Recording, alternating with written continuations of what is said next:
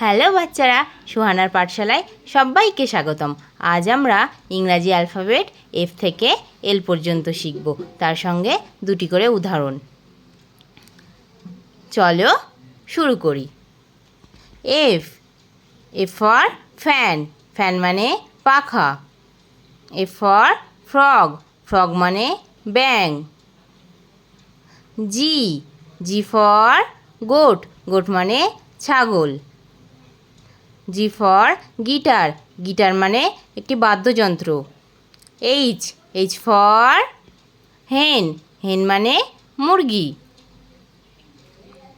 H for hut, hut মানে কুঁড়েঘর। I, I for ink, ink মানে কালি। আই ফর ইগলু, ইগলু একটি শীতপ্রধান দেশের ঘর। J, J for jelly, jelly একটি থকথকে জাতীয় খাবার। বুঝেছ?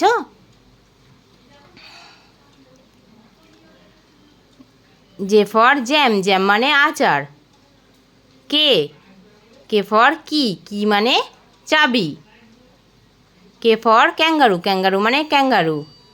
এল ফর ললিপপ, ললিপপ একটি ক্যান্ডি।